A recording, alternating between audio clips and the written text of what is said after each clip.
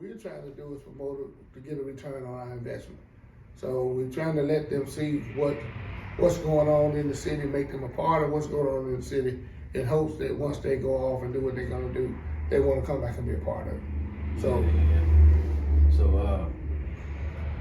these days, I see a lot of people, they're stepping up, trying to be leaders, regardless if they're going about it the right way or not.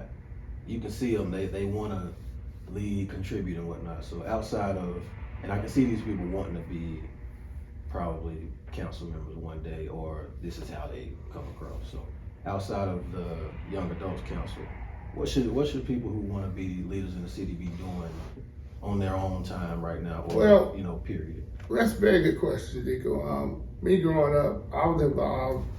I was one of the founders of the Howling Festival.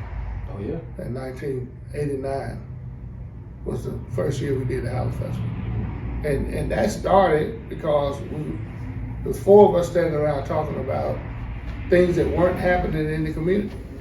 And what happened to the building salaries? What happened to our leaders back then? And they had grown old. Mm-hmm. And we came to the conclusion, well, we are those people now. It's time for us to step up.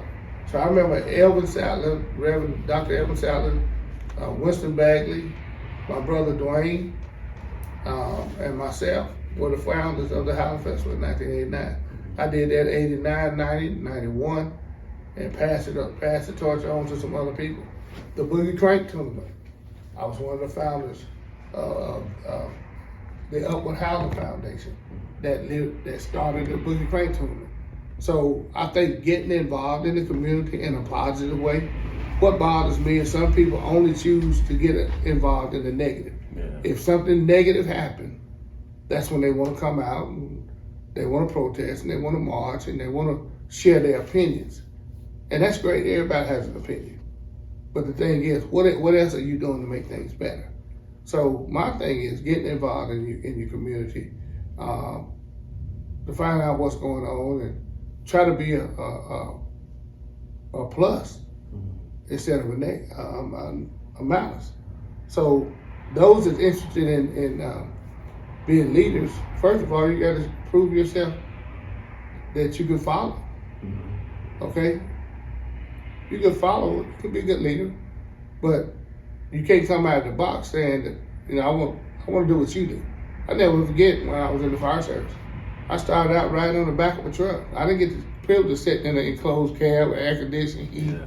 I rode on the back and I had to ride the truck when it was raining, snowing, sleet, whatever, hot. Firefighter 3 years, fire inspector 6 years, fire marshal 26 years. So I didn't start at a fire marshal. So I'm out, trying to go to career days and sell people, teenagers on the fire service. I don't want to fight no fire, but I want to do what you do. Well, I didn't start out doing what I'm doing. So sometimes you got to look at that right there. Getting involved in subcommittees. The city has different citizens committees, planning commission, housing committee, different committees in the city, recreation advisory committee. I think that if you want to get involved, find out what's going on in the city to help you along the way. If you want to become a leader, find out what you want to be a leader of.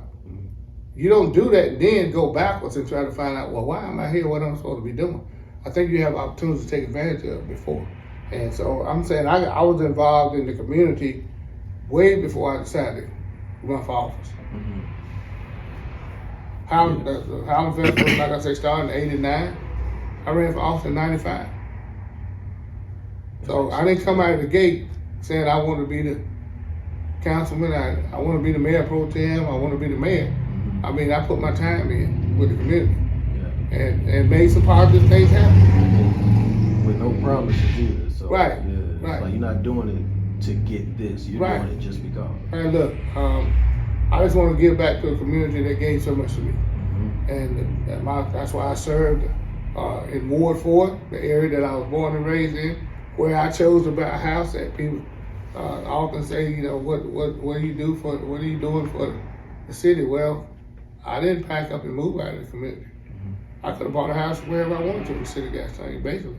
I chose to buy a house in Ward 4, so I can stay in the area that nurtured me growing up.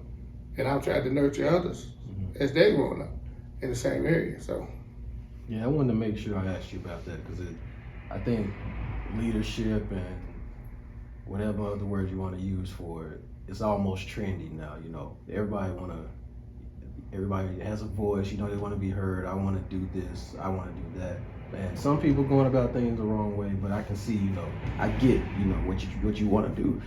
Excuse me, what you want to do, what you're trying to do. And ironically, that's how the Urban Center mural happened. Like, I'm looking and I'm like, this isn't the way to go about this. So, if you go ahead and do it this way instead of this isn't going to happen the way you're trying to make this happen. So, but I can see what you want. I can see where the heart is and whatnot. But, you know, optics matter. You know, how you go about things matter. So I wanted to make sure I asked you about that so people can hear you. It's a right way and a wrong way Yeah. to do anything. And I'm glad I cleared it up, but I think some people saying I can't.